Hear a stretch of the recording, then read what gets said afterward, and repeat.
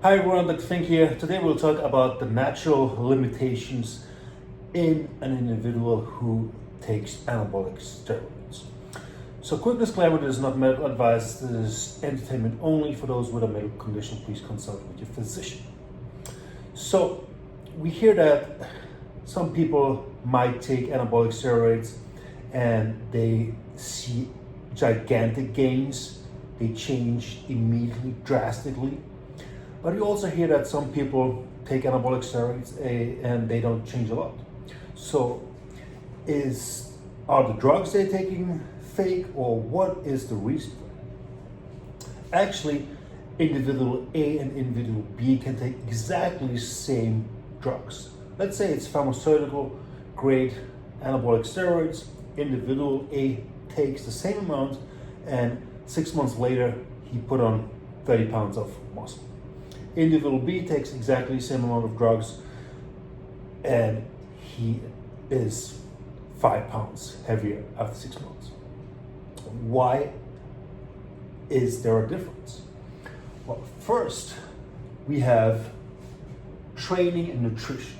Let's set that to the side and assume they have the same training protocol and the same nutritional protocol. So where does these differences come from? It is genetics.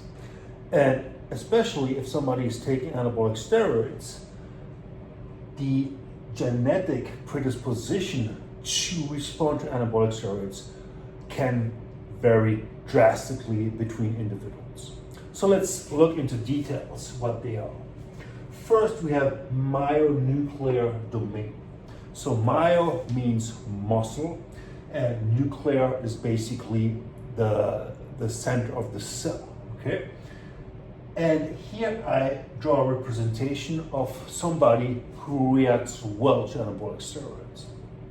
As you can see, we have our myonuclei here, these red dots. And when somebody trains and takes anabolic steroids, these increase. And while these dots increase, the diameter of the muscle fiber is also increasing. And these new myonuclei actually come from satellite cells. And satellite cells are basically dormant cells, or cells that are sleeping on the edge of our muscle cells. And they need to be woken up. And then they can merge with the muscle cell and make it bigger. And this happens especially if somebody takes anabolic steroids and responds well to them. So they increase the diameter of the muscle by increasing the myonuclear number and how many of those little nuclei are there, okay? And let's look at somebody who's responding badly to training in anabolic steroids. As you can see, the satellite cell activation does not work as well as in individual A, where the response is drastic and a lot of new satellite cells are woken up and merge with the muscle fiber. Here, in this case, the number of myonuclei stays low, and the increase in diameter is also low because the response of satellite cells is low. Okay, so this is the first genetic difference that can predispose us on how well somebody reacts to anabolic steroids, the myonuclear domain. Second point is androgen receptor density and sensitivity. Okay, so anabolic steroids are androgens and they bind to androgen receptors. And in order to function, these androgens need to bind to a receptor. And once they bound with that receptor, they will go into the nucleus and change the DNA and give the new orders, for example, to build new muscle. So if somebody, let's say an individual A has a lot of androgen receptors and they're very sensitive, so when individual A is taking anabolic steroids, all the anabolic steroids will bind to these receptors and go into the nucleus and basically give the orders, for example, build new muscle.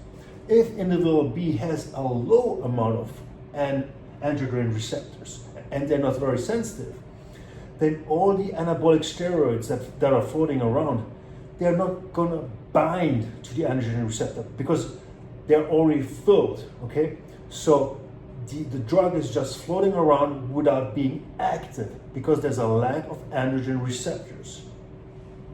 So this is also a big genetic predisposition that dictates how well somebody will react to anabolic steroids, okay? So the lower the number of androgen receptors and the less sensitive, the less that person will respond to anabolic steroids. No matter how much steroids he will take, the limiting factor will be the number of androgen receptors. Okay, so I hope this video was helpful. And again, anabolic steroids are harmful for your health. I don't recommend anybody to take anabolic steroids. This is just information purpose only.